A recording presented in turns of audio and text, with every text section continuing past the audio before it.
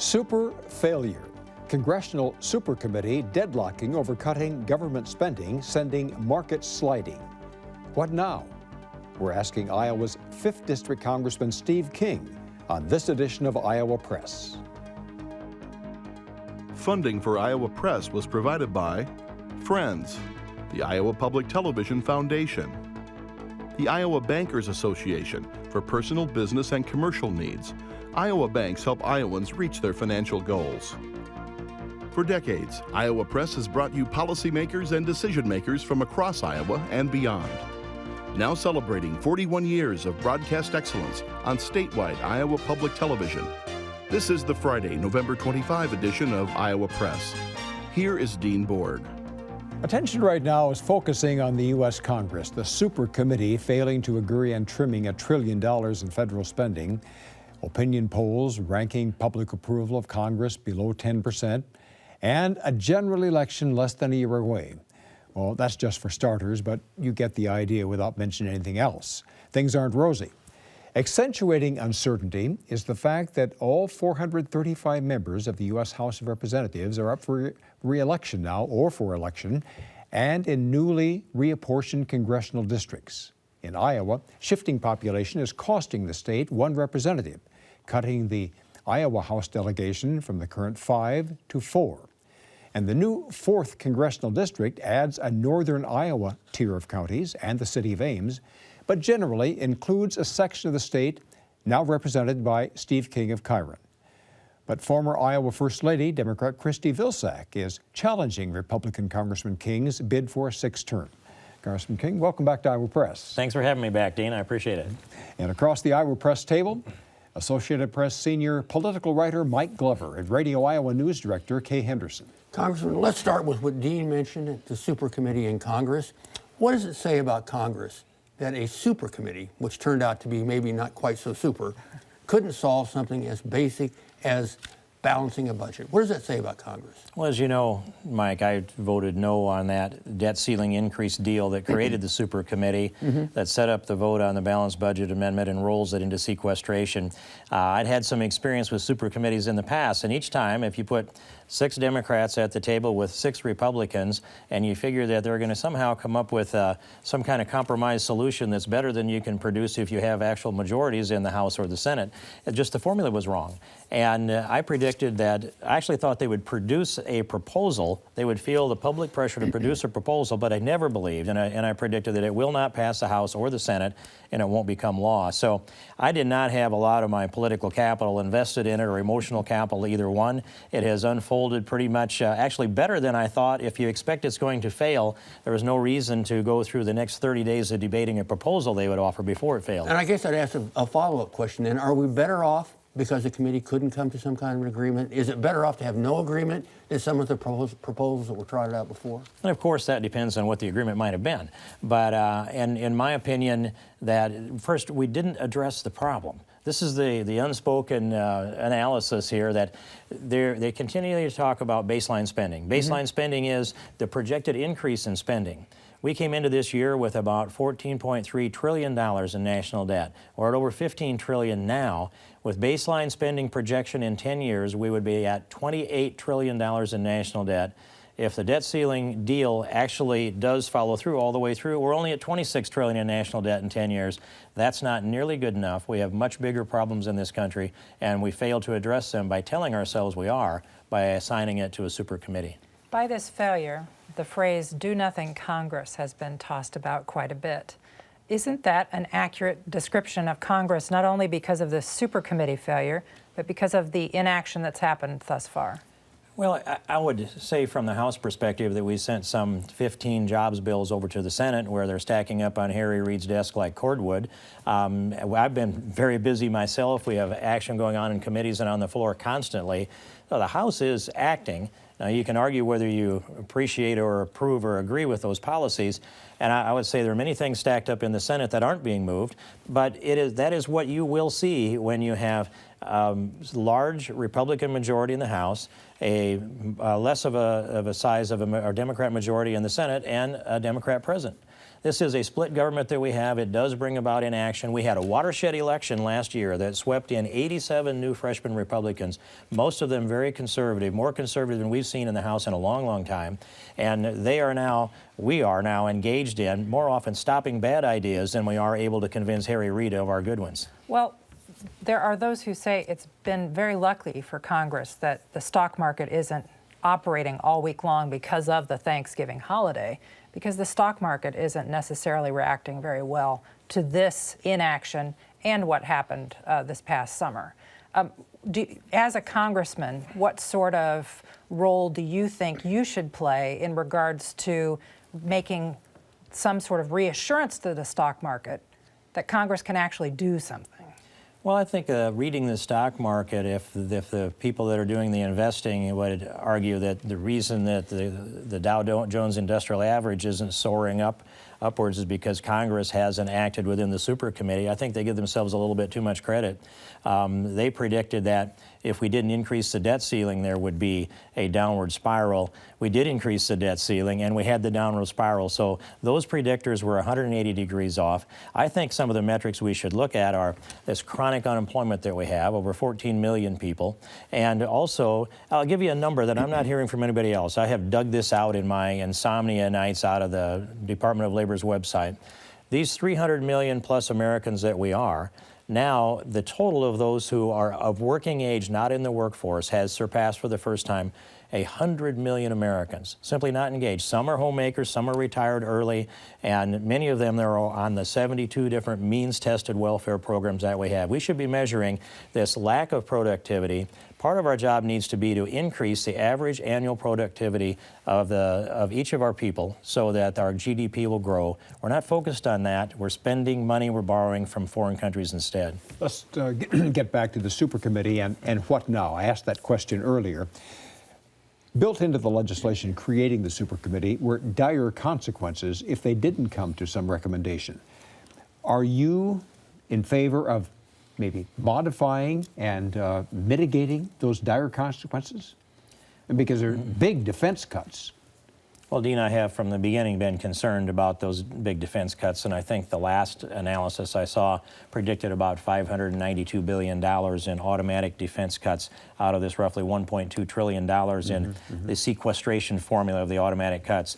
I've also looked ahead to the calendar, and I see that on the actual technical date is January 2nd of 2013 is when these cuts take place. Yes. That doesn't mean that the Commander-in-Chief and the Department of Defense does not direct then to the Pentagon to start shutting down the development of new weapons technologies, for example. I'm concerned about that.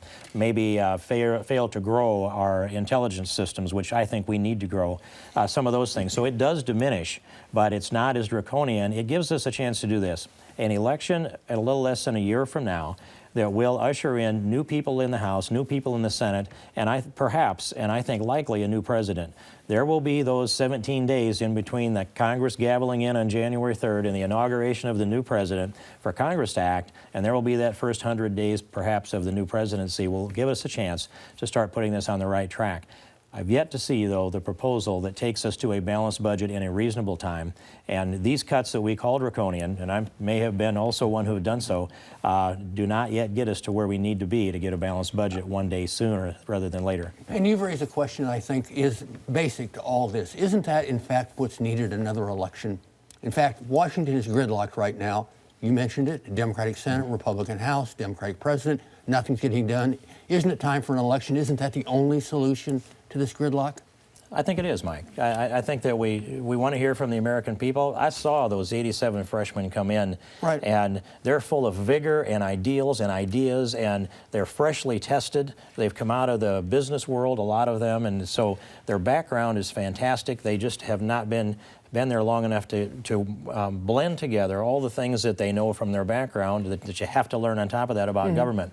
But if that kind of a wave election could come into the United States Senate, along with a president with a mandate, we can turn this country in the right direction. And that's what I'm working to do. And what will the mandate be if you manage to defeat President Obama?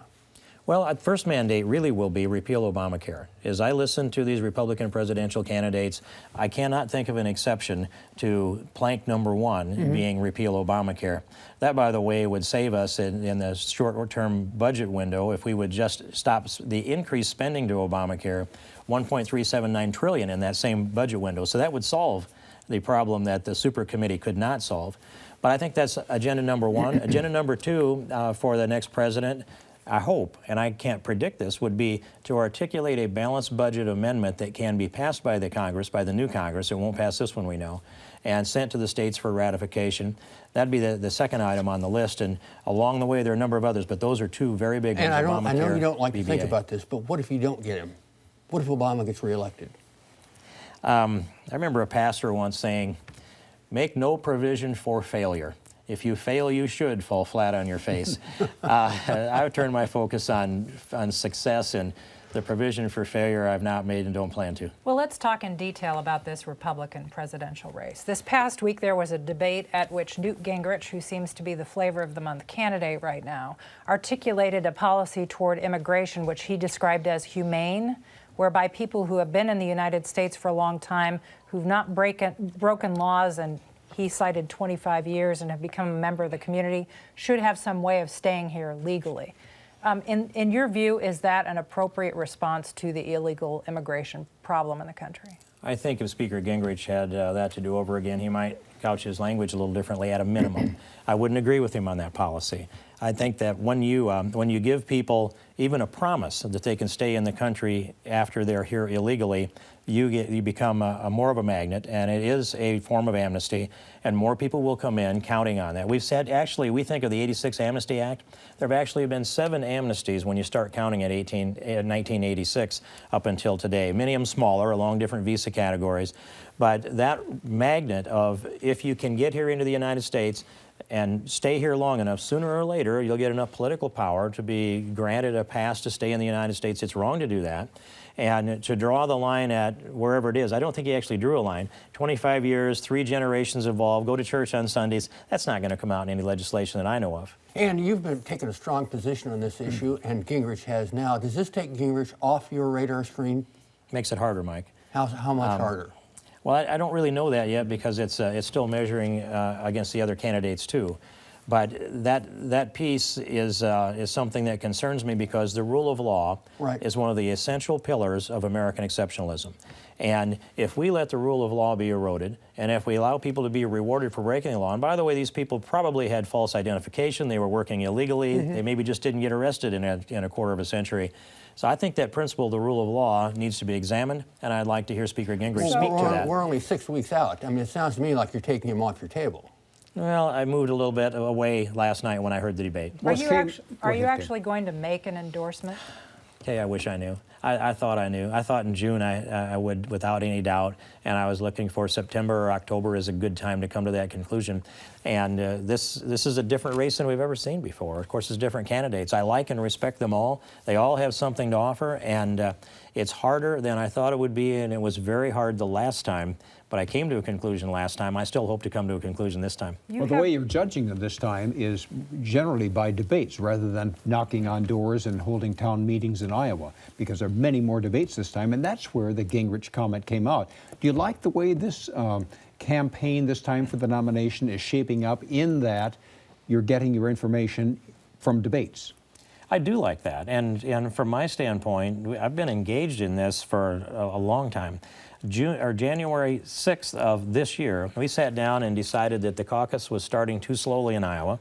We wanted to launch this off, so we planned the presidential forum event that we did in Des Moines, March 26th of this year at the Marriott.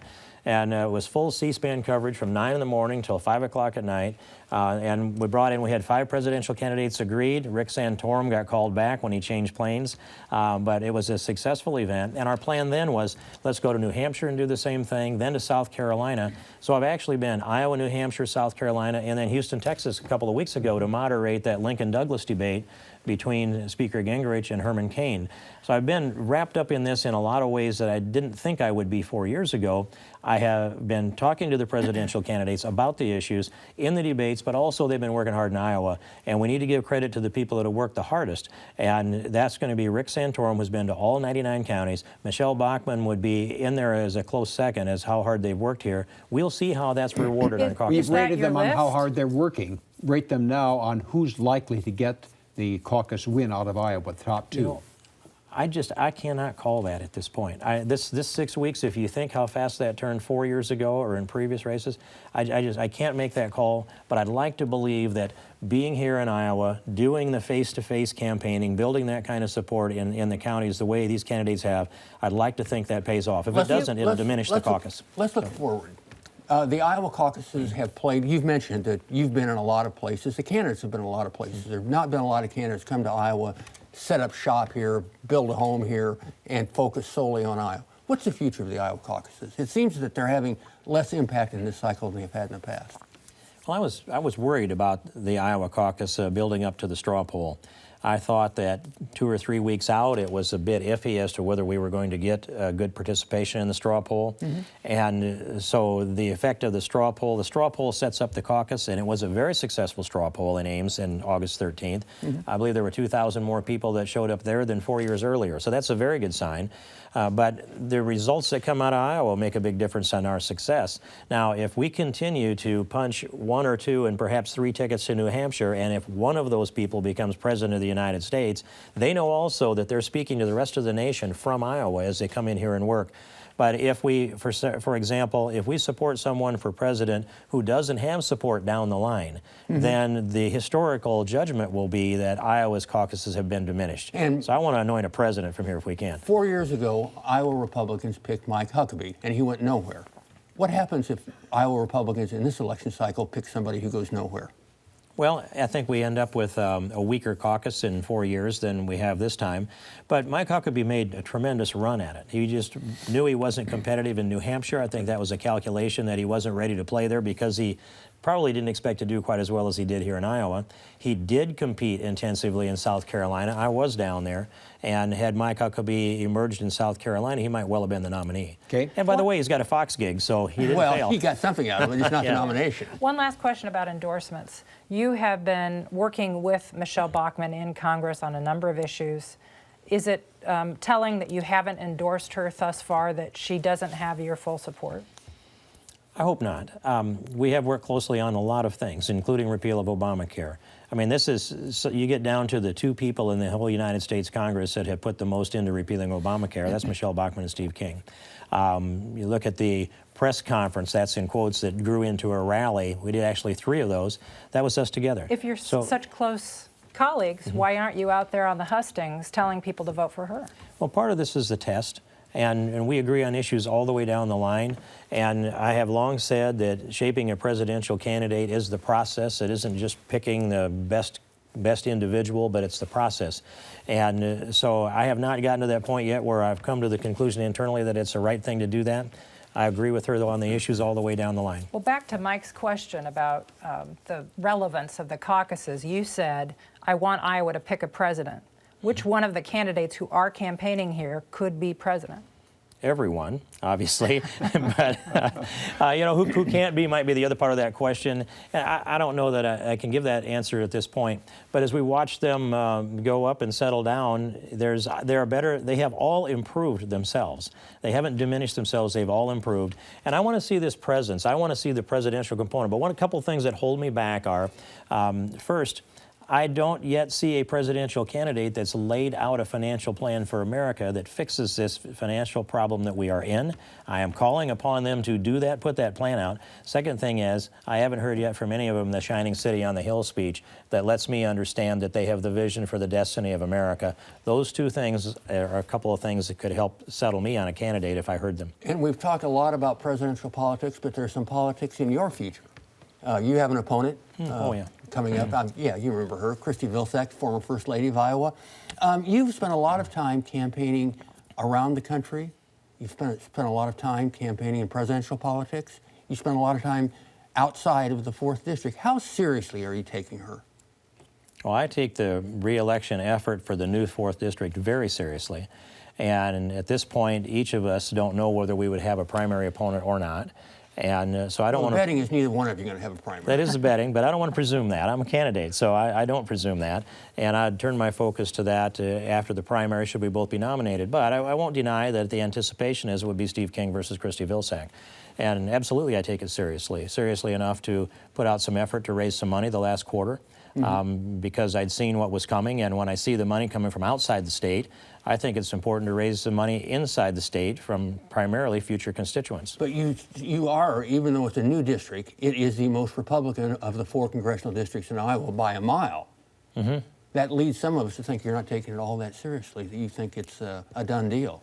If anyone had looked back at my history, for they've long told me that the things that we have succeeded at in politics were improbable. And so I know a little bit about starting from the outside and taking on things that they say are impossible. I've looked at this district, these 39 counties. My first reflection is, I'm sorry to lose the people in Southwest Iowa. There are a bunch of good people down there, and I have another year the privilege of representing them. And I've told them, the first thing I did was I went down and did a trip through there, and I said, I will sprint through the tape. I'm going to be your congressman until you have a new one. Then we've looked at all of these 39 counties. I've been out in most of them. I haven't kept score on whether it's actually all of them at this point, but it will be if it's not. And it's very much like the district I now represent. It's a great Republican base in Northwest Iowa. There's no better in the country to operate from, to run from. And then it's much small town rural reflection all the way across. And then you get to add Fort Dodge, Mason City, and Ames. And it's, when you look at this district, I'm looking forward to this. It's good people, and it'll be a very powerful ag and economic district in the Congress. And how much of a focus will be, because there aren't very many competitive congressional districts around the country. How much of a focus are you anticipating on this district and from outside the state? To put it bluntly, this will be a nationalized race, and it'll be in the top 5 of the nationalized congressional races, and it'll be millions of dollars. Why national? National because the left, if you track any of the leftist blog sites out there, they have not been my fans for years. And so that sparks them up to put money into this race. This is not going to be a hard decision. It's going to be a committed leftist approach versus a committed conservative approach. And if you look at where the money has come from already, yes, you expect Nancy Pelosi, maybe you expect David Axelrod, you don't expect Soros money to come in early, it is.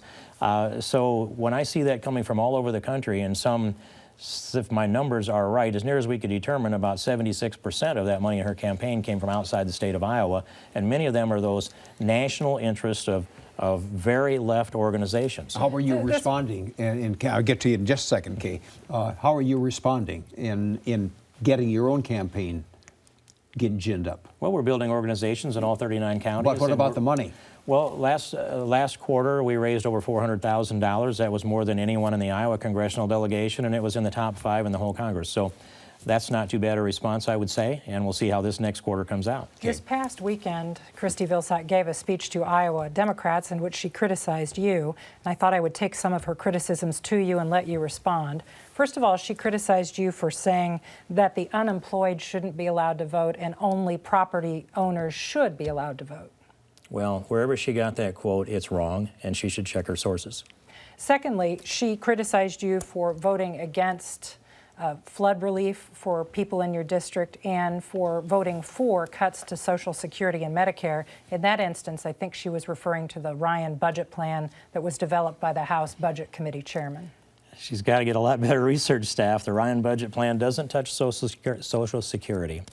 Barack Obama signed Obamacare. That cuts Medicare by $532 billion. That's the only act that actually cuts Medicare. When it comes to emergency spending and disaster spending, I have said we need to offset that from somewhere else. This irresponsible spending that has been going on, driven out of this White House primarily, has got to stop. If we can't find a higher priority on cutting, if we can't find some place in the entire national budget to cut a few $1 billion in order to find disaster relief, there will be a much bigger disaster on the other side of it. We'll have disaster relief money. I've assured myself of that. But I'm not going to do the irresponsible thing because of inaccurate criticisms. And sometimes those critics, we should listen to them and think, you know, if they actually had said something good about Steve King, you know they'd be fired tomorrow morning. Let's pitch forward in another sense. There's been a lot of speculation about Steve King's future. You're holding onto a fairly safe seat in Congress, been there for a while. There's been a lot of speculation that at some point you'll run for governor, you'll run for the U.S. Senate. What's your political future? Well, I have, of course, no idea. As things Well, I'm happen, sure you've given it some thought. I have people that talk to me about it, and I respond accordingly. And it's this that I don't go to bed at night thinking about another or a different job, nor do I see this privilege that I have, and it is a profound honor to serve Iowans in the Iowa Senate and then in the United States Congress. I don't think that I'm following my way up some kind of a career path. I have a privilege to serve. And if there's a responsibility that comes along that looks like a greater responsibility that I think I can serve better in, I would look at stepping up to that. At this point, I'm not making plans, and neither would I say no. But people are talking to you about it. Yes, and they talk about other offices too along Like the way. what? Well, Come on, fuel the speculation, Congressman. yeah, there's just only a few things you can do when you're a member of Congress, and if you stay Right. within the political field, then you can run for governor, you can run for United States Senate, you could be nominated for vice president, or you could run for president. That's pretty much it. Assuming they're not going to appoint me to the Supreme Court, and that would be a good job. But so those subjects come up on each of those positions on a weekly basis. And I just count my blessings that I'm able to serve in this capacity, and we'll see what the future has in store for us. Well, do you see you spending the rest of your working life in Congress or in some sort of elected office? At some point, will you go back to the private sector? I don't anticipate going back to the private sector. I'm all in on public service, Kay. I love this work, and I've told people a number of times that this is 9 years in Congress. It's gone by as if it were a single year. And out of that, there have been 2 mornings that I've gone to work thinking, I don't know if I really want to do this. And the second morning that happened, I asked myself, why did that thought creep into your head? What are some things that I maybe didn't want to do to start the day out? But I looked up at the dome, and there's a lot of things you can think about.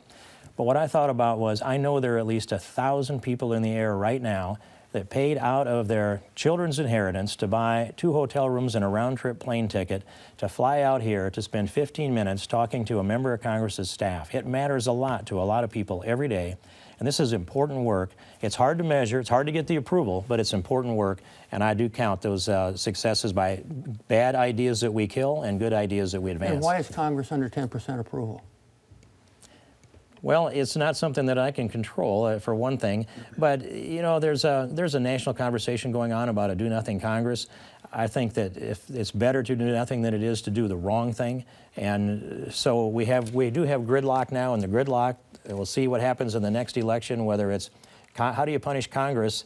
You're going to punish Democrats and Republicans for a lower approval rating. I think we have a kind of a binary philosophy going on.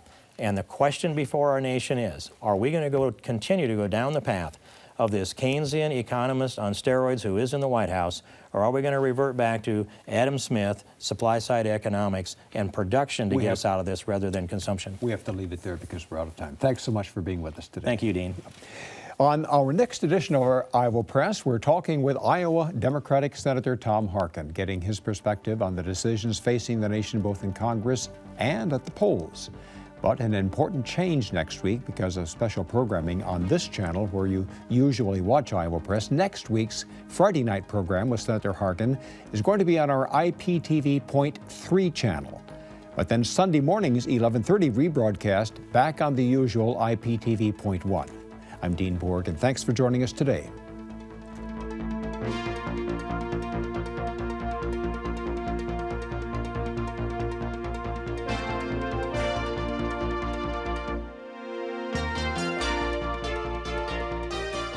Funding for Iowa Press was provided by Friends, the Iowa Public Television Foundation, the Iowa Bankers Association for personal, business, and commercial needs. Iowa banks help Iowans reach their financial goals.